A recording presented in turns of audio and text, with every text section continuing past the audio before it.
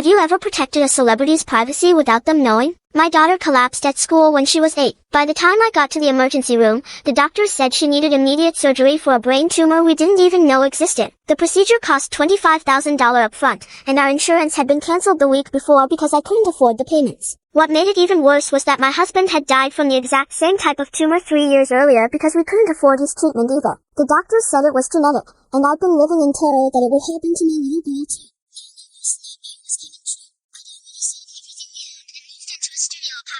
I was working as a janitor at a fancy to care for my daughter, whose headaches were getting worse every day. She'd started having seizures, and I could see the same fear in her eyes that I'd seen in her father's.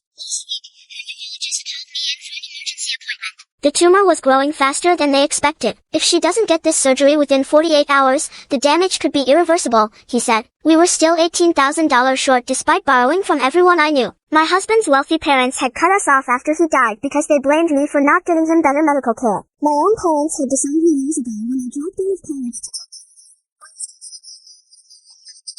That night, the hotel was hosting some big movie premiere after party, and I needed to clean up before morning. I was emptying trash cans in the penthouse suite, crying because I knew I was about to lose my daughter the same way I'd lost her father. That's when this guy walked out of the bathroom. He was tall, had a beard, and was wearing a simple t-shirt and jeans. Even though he looked exhausted and was clearly trying to avoid the party downstairs, I immediately recognized him as Keanu Reeves. This was right after John Wick, and he was everywhere in the media. He seemed surprised to see me and apologized for being in the way. I just nodded and kept working, trying not to stare. But then my phone rang, and it was the hospital calling with an update. I stepped into the hallway to take it. When the doctor told me they needed to operate within the next 48 hours or risk permanent brain damage, I completely broke down. I couldn't hold it together anymore. When I hung up, Keanu was standing there. He'd obviously heard me crying loud, and instead of walking away, he asked, "What's going on?" I don't know why, but something about his voice made me tell him everything. About my daughter, the tumor, my husband dying from the same thing, the money I didn't have.